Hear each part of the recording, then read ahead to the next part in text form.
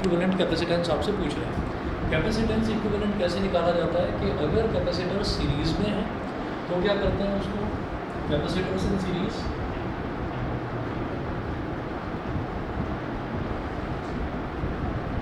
अगर capacitor series में है तो क्या करेंगे 1/c is equal to 1/c1 plus 1/c2। ये ऐसा है जैसे रेसिस्टेंसेस पैरेलल में होते थे उस तरीके से होगा। ऐसे ही अगर कैपेसिटर्स जो हैं वो पैरेलल में है कैपेसिटर्स पैरेलल अगर कैपेसिटर्स जो है पैरेलल में है तो सीधा सीधा एडअप हो जाते हैं C is equal to C1 plus C। यहाँ पर ये कैपेसिटर्स जो है ना ये वाला और ये वाला ये दोनों पैरेलल में ही हो रहे हैं। क्यों? हम ये कहेंगे कि अगर मान लीजिए हमसे ये कहा जाता कि यहाँ पर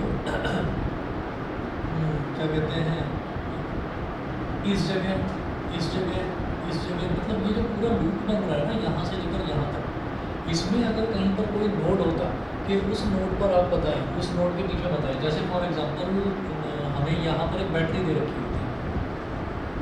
मान लीजिए इस तरह से बैटरी दे रखी होती है। बैटरी का मतलब हम ये देखते हैं कि इधर पॉजिटिव टर्मिनल है इधर नेगेटिव टर्मिनल है।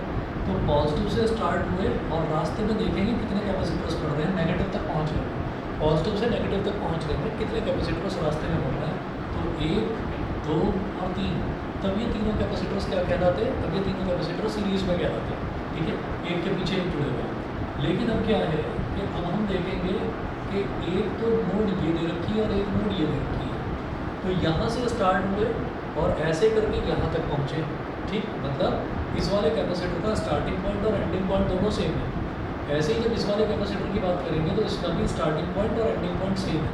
और ये जो कैपेसिटर है ये क्या कर रहा है, ये इन दोनों वायर्स को शॉर्ट कर रहा है। तो इन दोनों वायर्स को शॉर्ट करने का मतलब ये हो गया कि शॉर्ट करने का मतलब दोनों वायर्स को कुल मिलाकर कनेक्ट कर रहा है। ठीक है, अब जब दोनों वायर्स को कनेक्ट कर रहा है तो हम ये कहेंगे कि फिर ये वाला पॉइंट कहाँ चला गया, फिर ये वाला पॉइंट कहाँ पर चला गया। तो अब हमें तो इस वाले पॉइंट और इस वाले पॉइंट के बीच में निकालना था।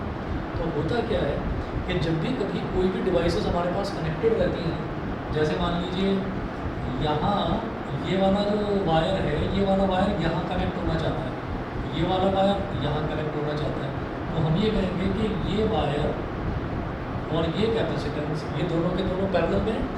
जब ये दोनों के दोनों पैरेलल में हैं तो हम ये कहेंगे कि जब पैरेलल में है तो करंट कौन सा पाथ लेता है, करंट वो वाला पाथ लेगा जहाँ पर रेजिस्टेंस कम हो। ठीक है, इधर रेजिस्टेंस ज़्यादा है तो जो है होगा क्या कि जो करंट है वो सारा का सारा यहाँ चला जाएगा। ठीक है, करंट जो है वो आपका यहाँ जाएगा और इस तरह से वापस आएगा। ठीक है, यहाँ से निकला ऐसे गया और यहाँ चला जाएगा, इसमें नहीं जाएगा। बताइए जी, क्लियर है? ठीक, अच्छा, और एक चीज़ और भी है,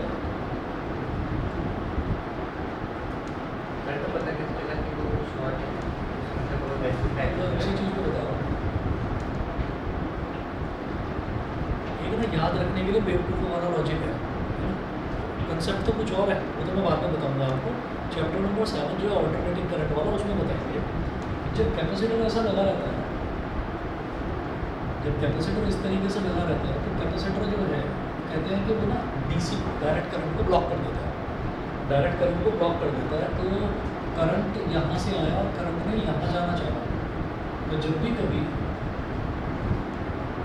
ये ऊपर वाला टर्मिनल ये और ये नीचे वाला टर्मिनल, मतलब सॉरी ये इधर वाला टर्मिनल, ये तो दो टर्मिनल ये है, एक इधर और एक इधर है।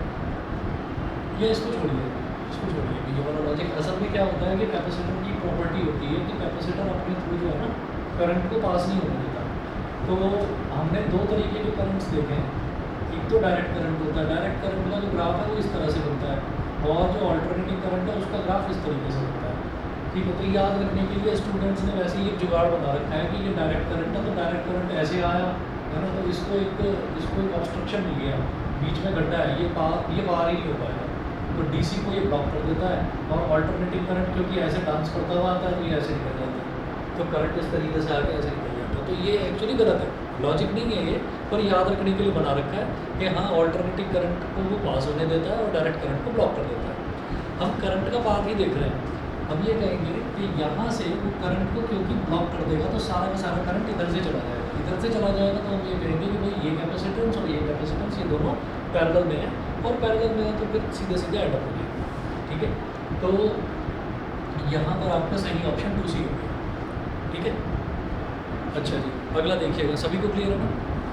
तो ये दोनों के दोनों, जब हमने ऊपर वाला पॉइंट और नीचे वाला पॉइंट हमने दोनों को इनको कनेक्ट कर दिया, यहाँ आप कैपेसिटर लगाओ, एक्चुअली यहाँ पर रेजिस्टेंस भी लगाओगे ना तब भी इधर से जाएगा नहीं, क्योंकि मेरे को इसके और इसके बीच का इक्विवेलेंट कैपेसिटेंस चाहिए। तो जब हमें इक्विवेलेंट कैपेसिटेंस चाहिए तो हमने कहा कि हमने ऊपर वाले वायर को और नीचे वाले वायर को एक वायर के थ्रू ऐसे शॉर्ट कर दिया है। हम ये कहेंगे कि भाई जो पाथ है वो पाथ तो फिर वो यही वाला लेगा, जहाँ पर किसी भी तरीके का कोई रुकावट ना हो, वो बात ये वाला लेगा। तो इस वजह से इसका होना है ना होना एक ही बात है, समझ गए? हाँ, अगर वो पूछ रहे होते कि आपका एक पॉइंट ए यहाँ पर है और दूसरा पॉइंट बी यहाँ पर है, फिर बताओ तब मेरा ये सी ये तीनों के तीनों तब ये सीरीज में होता है। ठीक है, तो फिर हमारा 1/c + 1/c + 1/c करते, तो तब आंसर जो है वो आपका C/3 आता है। तो रेसिप्रोकल भी तो लेते हैं ना लास्ट में। ठीक, बताइए जी, यहाँ तक क्लियर? चलो आगे एक और क्वेश्चन देखिएगा, इसमें है फॉर द गिवन सर्किट, यहाँ पर भी इक्विवेलेंट कैपेसिटेंस से पूछा जा रहा है।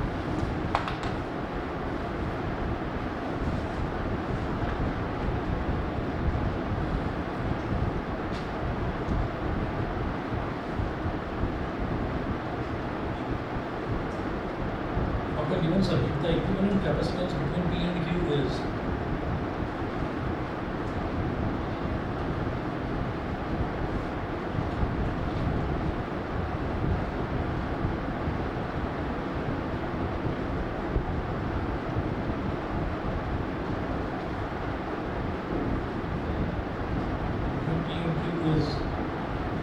अब यहाँ एक डायग्राम दे रखा है ऐसे, मेरी P है 1 2 3 4 5 6, एक के पीछे एक 6 कैपेसिटेंस लगा दीजिए, 1 2 3 4 5 6, और इधर लगाइए Q, और सबकी वैल्यू C है, C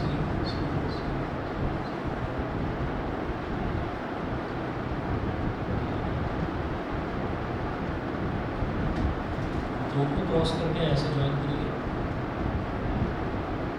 फिर इधर ये दो को क्रॉस करके ऐसे ज्वाइन करिए, फिर इधर दो को क्रॉस करके ऐसे ज्वाइन करिए।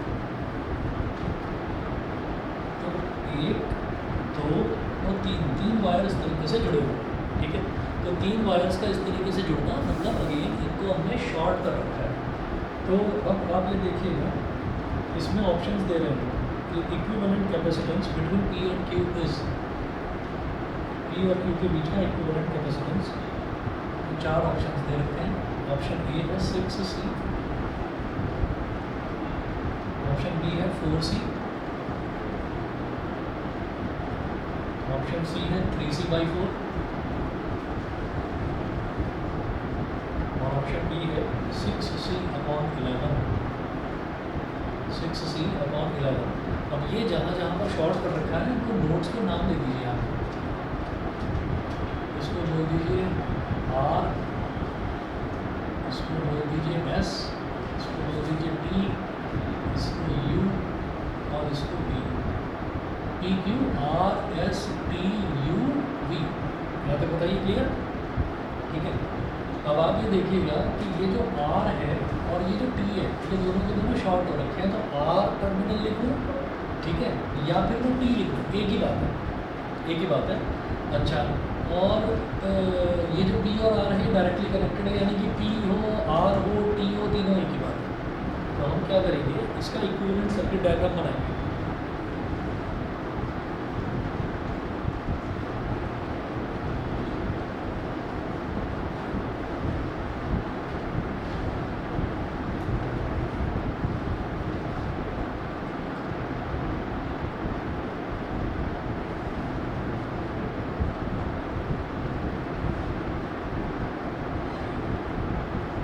इक्विवेलेंट सर्किट, इसका इक्विवेलेंट सर्किट देखिएगा, इक्विवेलेंट सर्किट में हम ये कहेंगे कि P हो, R हो या फिर T हो, एक ही बात है। तो यहाँ लिखेंगे P oblique R oblique T, P oblique R oblique T, और ऐसे एक नोड बना लेंगे, ऐसे हमने एक नोड बना ली।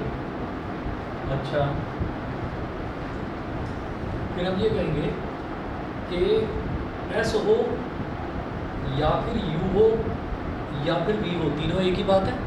S oblique U oblique V ऐसे लिख देना इस तरफ, S oblique U oblique V। यहाँ तक बताइए, क्लियर? ठीक है। अच्छा जी, अब जरा देखिएगा कि R और S के बीच में क्या कनेक्टेड है, C। तो R इधर है और S इधर है, तो R और S के बीच में कनेक्टेड है C। यहाँ लिखें C, हमने R और S के बीच में C कनेक्ट कर दिया। उसके बाद देखिएगा S और T के बीच में कनेक्टेड है C, तो S इधर है और T इधर है, तो S और T के बीच में भी कनेक्टेड है C, तो यानी कि पैरेलल में हो गया। भाई स्टार्टिंग पॉइंट और एंडिंग पॉइंट सेम है। दोबारा देख लीजिए, R और S के बीच में क्या है, C, तो R ये है और S ये है, R और S के बीच में क्या है, C है। फिर अगला मैंने जो कैपेसिटेंस देखा, ये किस किस के बीच में, S और T के बीच में, S किधर है इधर और T किधर है इधर, तो ये भी C हो गया, एक C हो गया। फिर तीसरा कैपेसिटेंस देखिए, ये वाला, ये किस किस के बीच में, T और U के बीच में, तो T इस तरफ है और U इस तरफ है, तो T और U के बीच में ये एक और C हो गया, ठीक है। उसके बाद अगला देखिए, हमने तीन कैपेसिटेंस देखे, पहला, दूसरा, तीसरा, फिर चौथा देखेंगे, चौथा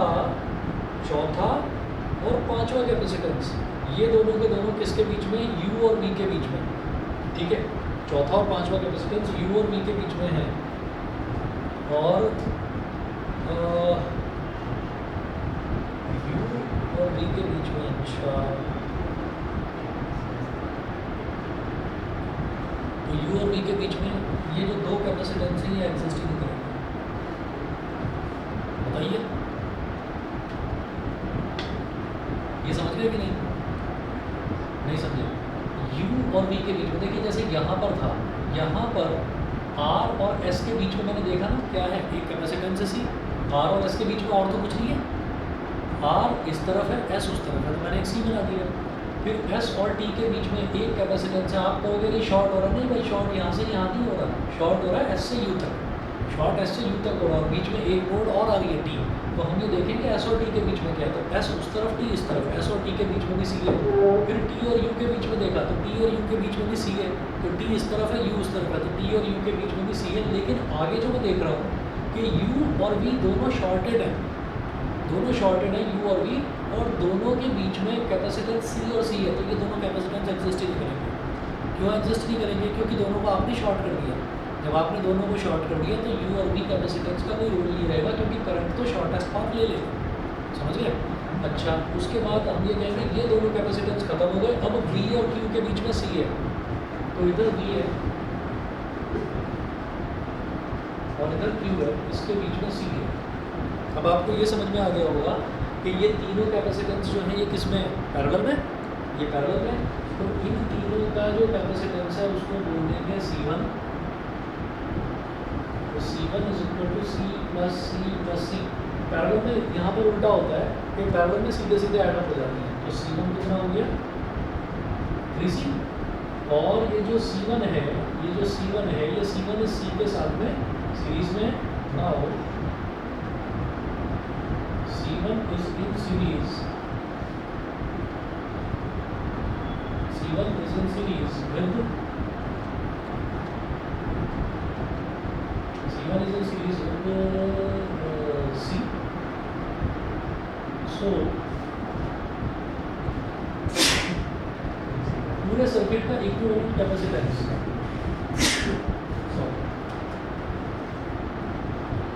इक्विवेलेंट कैपेसिटेंस इसको C डैश बोल दीजिए, तो 1/C dash is equal to 1/C1 plus 1/C, 1/C dash is equal to 1/C1 यानी कि 1/3C प्लस 1/C अब जब इनका एलसीएम लेंगे तो क्या बन जाएगा, 3c बन जाएगा, तो ये तो 1 हो गया। सी में क्या मल्टीप्लाई करेंगे, 3 से आएगा 3, 3 इंटू 1 इज 3, तो 1 upon C dash is equal to 4 upon 3c, तो C dash is equal to 3c by 4। ये रखा ऑप्शन नंबर सी सही है इसका। ठीक है, पता है इसका आंसर क्या है? ठीक है जी। चलिए बाकी मैं और भी क्वेश्चंस जो हैं इसके जो बोर्ड में आ चुके हैं वो वाले क्वेश्चंस मैं भी जब कैपेसिटेंस इसी चैप्टर में करवाऊंगा तब आपको करवा दूँगा।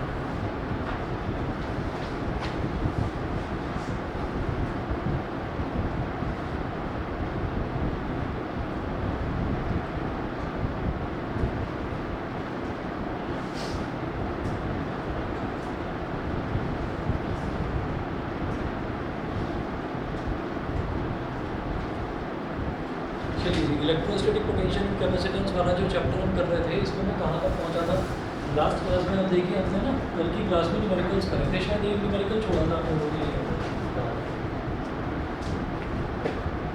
इसमें टोटल 55 पेजेस हैं और ये पेज नंबर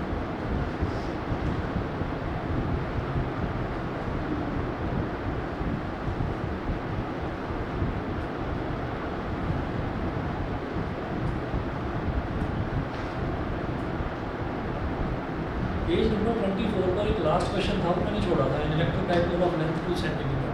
कर लिया था, ये हो गया था। ठीक है, चलिए तो ये वाला मैं छोड़ रहा हूँ, फिर आगे चलते हैं। पेज नंबर 25 पर आ जाइए। पेज नंबर 25 पर हमें ये देखना है कंडक्टर्स एंड इंसुलेटर्स। तो कंडक्टर्स में क्या है, these are the substances which allow large scale physical movement of electric charges through them when an electric field is applied. ठीक है, तो कंडक्टर्स की डेफिनेशन ये आपका पोटेंशियल और चार्जेस इनके टर्म्स में है। ठीक है, वैसे तो हमें पता है कि जिसके थ्रू इलेक्ट्रिसिटी पास होता है उसको कंडक्टर बोलते हैं। तो कंडक्टर, इंसुलेटर, इनकी डेफिनेशन आपको चैप्टर 3 में भी करने को मिली है, करंट इलेक्ट्रिसिटी वाले में और इसमें भी। तो इसमें देखिए these are the substances which allow large scale physical movement of electric charges through them when an external electric field is applied. तो जब कोई एक्सटर्नल इलेक्ट्रिक फील्ड अप्लाई किया जाता है तब चार्जेस का जो मूवमेंट होता है वो कंडक्टर्स के थ्रू होता है। एग्जाम्पल है इसका silver, copper, human body, acids, alkalis etcetera. Human body, हमारी जो बॉडी है वो भी एक कंडक्टर है। ठीक है, अगर हमारी बॉडी कंडक्ट ना करे तो कभी भी हम किसी लाइव वायर को छूएंगे तो हमें करंट लगेगा। उसके बाद देखेंगे इंसुलेटर्स। इंसुलेटर्स में क्या है, these are the substances which do not allow physical movement of electric charges through them when an external electric field is applied.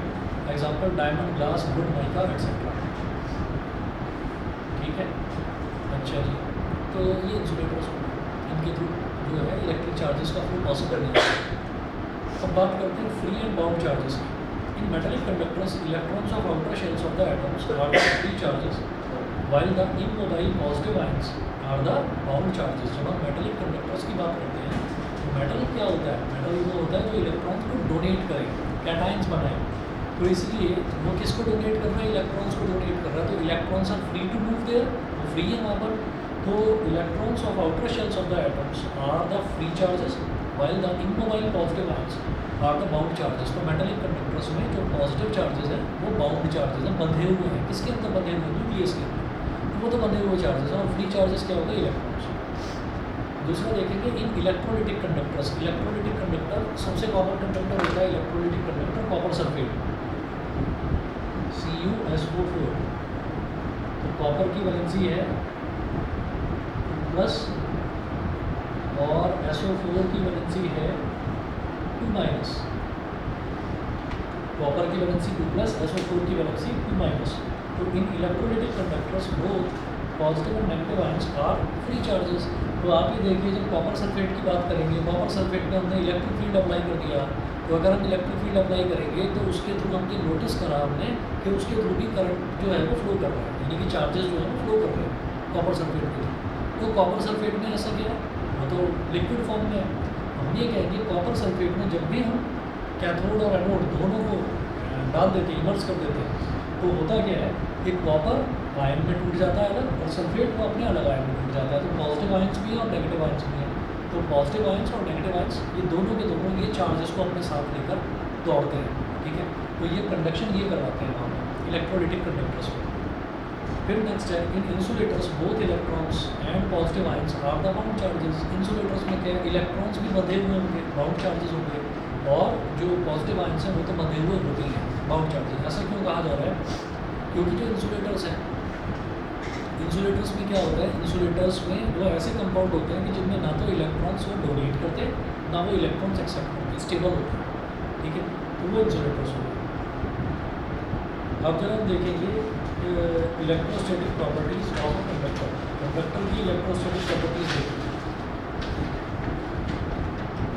तो पहला देखेंगे net electrostatic field is zero in the interior of a conductor. तो conductor के अंदर जो net electrostatic field है वो zero होता है। अब ऐसा क्लियर देखिए, when a conductor is placed in an electric field E external, its free electrons begin to move in the opposite direction of E external. So electrostatic field is zero.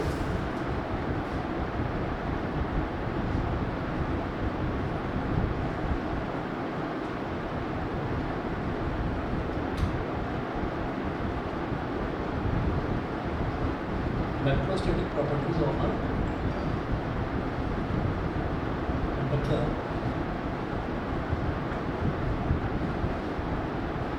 एक minute दीजिए मुझे, या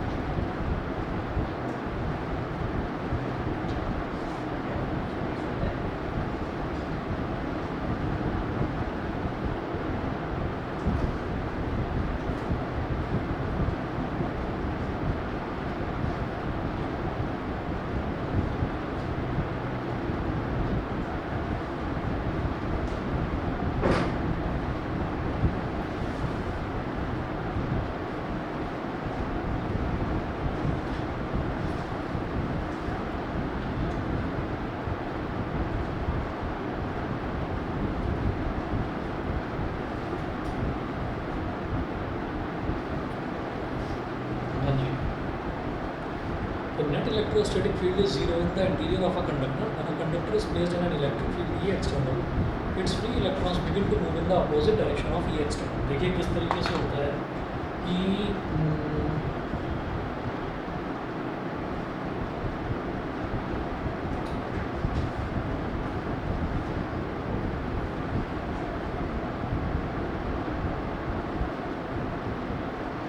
net electrostatic field is zero in the interior of a conductor.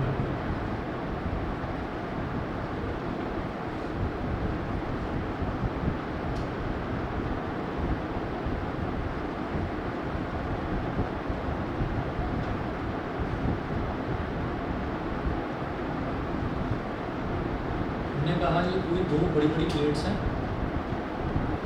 और ये वाली जो plate है ये पूरी तरीके से पॉजिटिवली चार्ज है, और ये वाली प्लेट जो है ये पूरी तरह से नेगेटिवली चार्ज है, ठीक है। तो और हमने क्या करा, हमने इसके बीच में एक कंडक्टर रख दिया,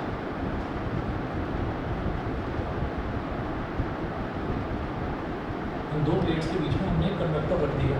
तो इलेक्ट्रिक फील्ड जो है, इलेक्ट्रिक फील्ड की जो डायरेक्शन है वो क्या होती है कि इलेक्ट्रिक फील्ड पॉजिटिव एरिया से, पॉजिटिव रीजन से स्टार्ट होता है और नेगेटिव रीजन पे अप्रोच करता है, पॉजिटिव से नेगेटिव की तरफ जाता है इलेक्ट्रिक फील्ड। तो इलेक्ट्रिक फील्ड इस तरह से जाएगा,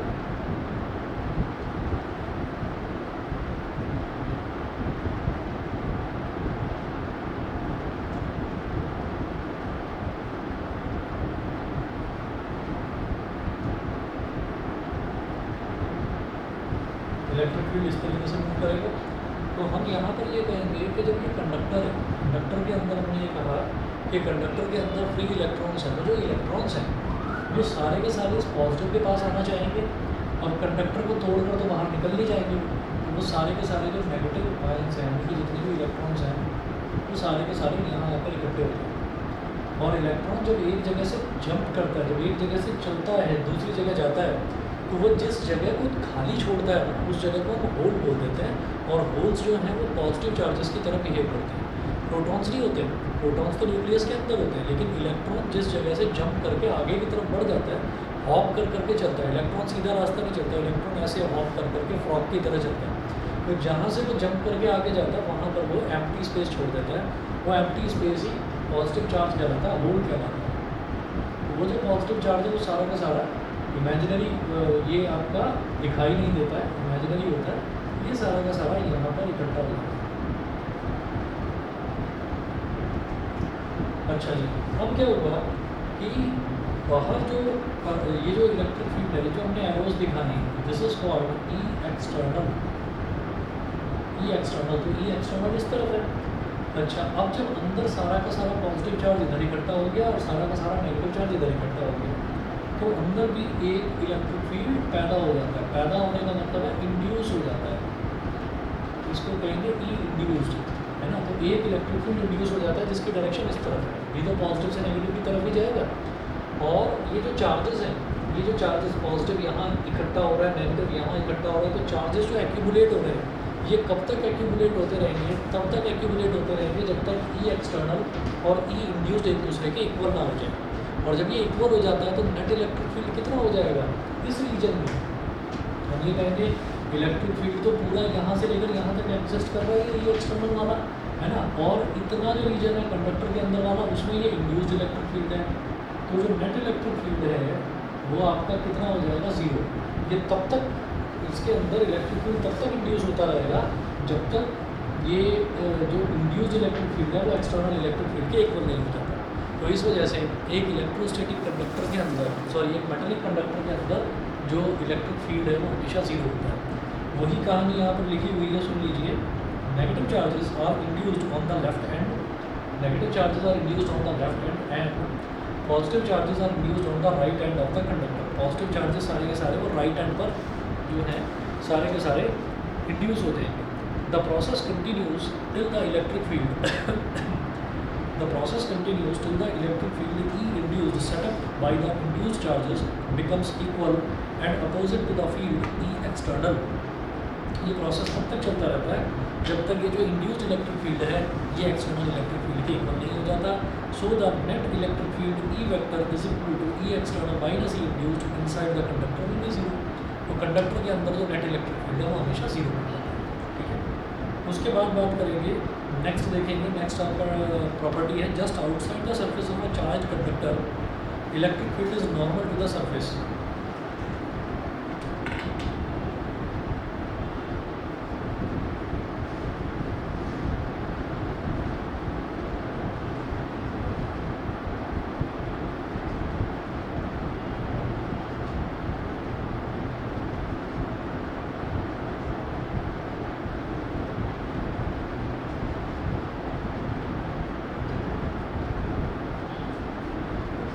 Just outside the surface of a charged conductor, electric field is normal the surface.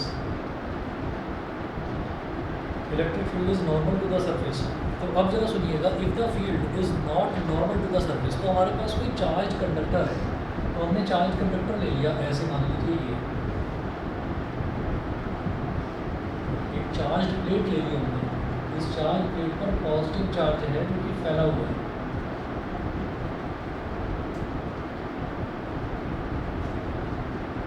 Positive charge फैला हुआ है। अब मैं पॉजिटिव क्यों ले रहा हूँ? क्योंकि हम ना एक चीज़ देख चुके हैं कि जो पॉजिटिव चार्ज होता है, पॉजिटिव चार्ज से जो इलेक्ट्रिक फील्ड लाइन्स है वो इलेक्ट्रिक फील्ड लाइन्स बाहर की तरफ निकलती हैं। तो हमने कहा कि इलेक्ट्रिक फील्ड लाइन यहाँ से बाहर की तरफ निकलेगी तो वो नॉर्मल निकलेगी, यानी कि परपेंडिकुलर बनाते हुए निकलेगी। तो नॉर्मल ऐसे निकली, कि 90 डिग्री वाला एंगल बना दिया इसने। तो जब वो इस तरीके से नॉर्मल होकर निकली इलेक्ट्रिक फील्ड लाइन्स, तो हमने ये कहा कि अच्छा अगर ये नॉर्मल ही क्यों होगी तो हम इसका ना कॉन्ट्राडिक्टरी मेथड से प्रूव करेंगे। कॉन्ट्राडिक्टरी मतलब हम ये मानकर चलेंगे कि ये नॉर्मल नहीं है।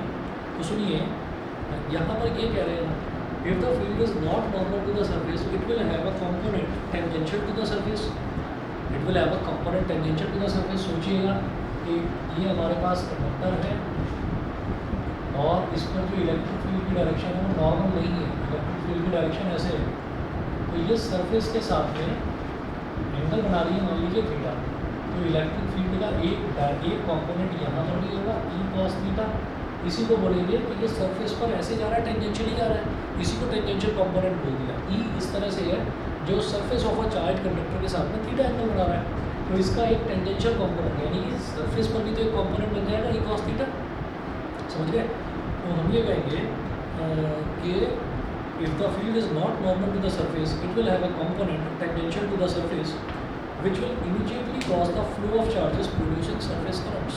तो वो इलेक्ट्रिक फील्ड जब यहाँ पर एग्जिस्ट कर रहा है टेंजेंशियल इलेक्ट्रिक फील्ड, तो हम ये कहेंगे इलेक्ट्रिक फील्ड का तो मतलब ही फ्लो ऑफ चार्जेस है और चार्जेस के फ्लो का मतलब है इलेक्ट्रिक करंट। तो इससे क्या होगा कि इस कंडक्टर की सरफेस पर ना करंट्स जो है वो फ्लो करना शुरू कर देंगे, तो which will immediately cause the flow of charges producing surface currents, but no such current can exist under static conditions. तो सरफेस करंट्स कभी भी स्टैटिक कंडीशन यानी कि रुकी हुई कंडीशन में कभी भी नहीं पैदा होता surface current. Hence electric field is normal to the surface of a conductor at every point. तो स्टैटिक कंडीशन का मतलब क्या है कि एक चार्ज कंडक्टर है, वो चार्ज कंडक्टर जो है उसकी सरफेस पर कभी भी ऐसा इलेक्ट्रिक करंट पैदा नहीं होता। एरोप्लेन है, एरोप्लेन जब हवा में उड़ता है तो हवा में उड़ने के बाद में जब वो वापस आकर लैंड करता है तो एरोप्लेन की जो एक्सटीरियर सरफेस है उसको बाहर से टच करना बिल्कुल सुसाइडल है वो। क्यों? क्योंकि उस पर लगातार जब वो मोशन में है तो लगातार एटमॉस्फेयर में जितने भी चार्जेस हैं वो लगातार उसके कांटेक्ट में आ रहे हैं, उसकी बॉडी के कांटेक्ट में आ रहे हैं। तो जब उसकी बॉडी के कांटेक्ट में आ रहे हैं और वो हाई चार्जेस डेवलप हो जाते हैं उसके सरफेस पर, और जब वो हाई चार्जेस डेवलप हो जाते हैं तो वो सरफेस करंट प्रोड्यूस होना शुरू हो जाता है। और जैसे ही वो स्टैटिक कंडीशन में यानी कि जैसे ही वो आकर रुका, जैसे ही वो आकर रुका तो इंस्टेंटली सरफेस करंट ख़त्म नहीं होता, थोड़ा सा टाइम लगता है। ठीक है, तो थोड़े से टाइम बाद फिर वो अपना नॉर्मल बन जाता है, यानी कि इलेक्ट्रिक फील्ड अब उसके सरफेस पर नॉर्मल हो जाता है।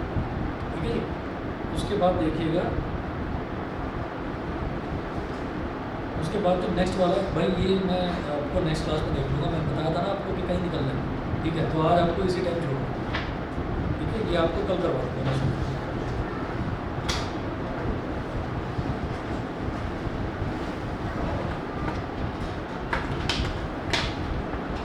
शाम को वही टाइम रहेगी 5:30 बजे।